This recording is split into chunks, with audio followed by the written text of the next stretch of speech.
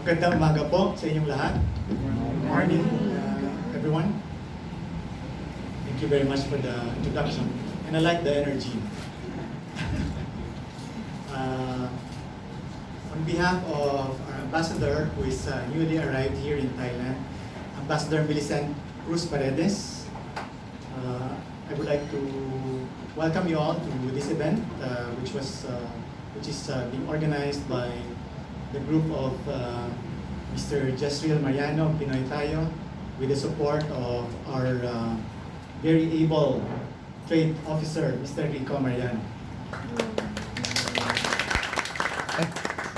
And I would like to acknowledge, of course, our guest this morning, and of course our host, Mrs. Zenaida Banaing. Thank you very much. And Her Excellency, our invited speaker this morning, Her Excellency Kopkarn Watanap Rangkul, former Tourism and Sports Minister of Thailand. Thank you. Again, welcome to all our vloggers. I didn't know that there are so many here in Thailand. I suppose this only represents those who are based here in Bangkok, or some of you are based outside Bangkok? Yeah. Okay. The neighboring provinces. Anyway, I'm pleased that we're able to have this event this morning after so many months of not being able to see each other face to face. Thank you to the Thai government for its effective handling of the COVID-19 pandemic, which allowed us to hold public events like this. But we remain guarded. That's why we still wear our masks. Somehow we do some social distancing. So we still have to be careful. Today, so this is the first meeting of the vloggers, Filipino vloggers in Thailand. And when I was asked by my ambassador to come here to give a message, I had to do some reflection because I'm not too familiar. I mean, I'm generally familiar what vloggers do, but for a big crowd like this, I'm not too familiar about what exactly you're doing here in Thailand as a vlogger. Are you promoting the Philippines here in Thailand? Are you promoting Thailand to the Philippines? Anyway, we'll find out. Maybe it works both ways. No? Technology really dramatically changed our lives, no, for so many years. When I was based in Osaka, for example, our clients at the consulate, because our normal mode of communicating with our clients is through email, no? and to think email is already advanced, no? More or less. But people do not want to communicate through email. They want to communicate through Facebook instead.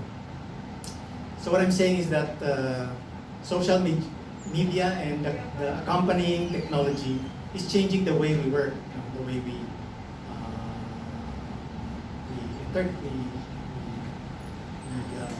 get entertained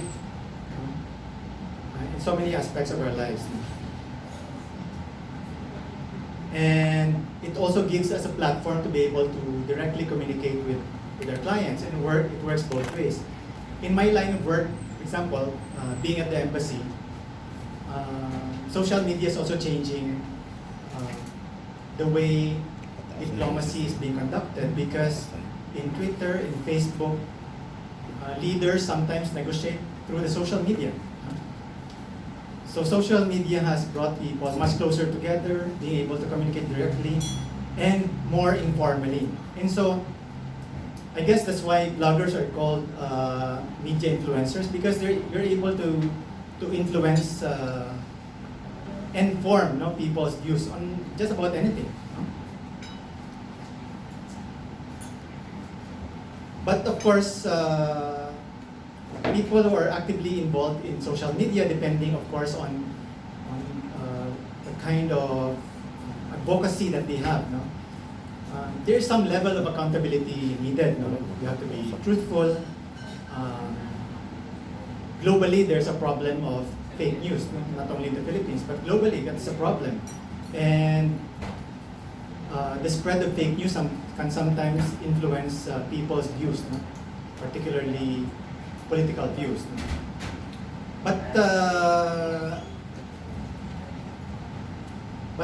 But perhaps there's a greater degree of accountability on that aspect. No?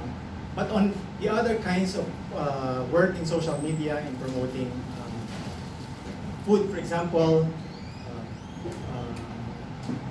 tourism, there's still a certain level of accountability needed. You have to be very truthful.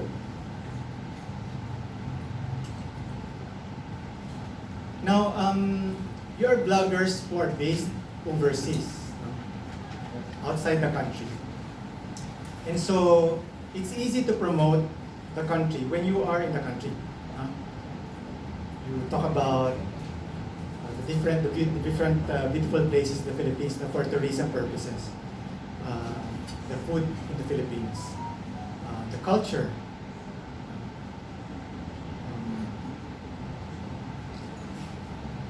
So I look forward to the discussions later on, because for me, as far as I'm concerned, being part of the government, my most important concern is how do you define your role as bloggers based overseas? How do you define your role in promoting the Philippines as a tourism destination, as an investment destination, and how do you generally create a positive image of the country? That to me is what is most important. Of course, each of you, you have your own advocacies, no? Or specialties in blogging. But bear in mind that we still have a responsibility, no, as individuals to promote our country, to be able to create a positive image of the Philippines abroad, especially here in Thailand. I think I'll just leave you with that thought. No? Thank you very much. All right, thank you so much, Consul Mike.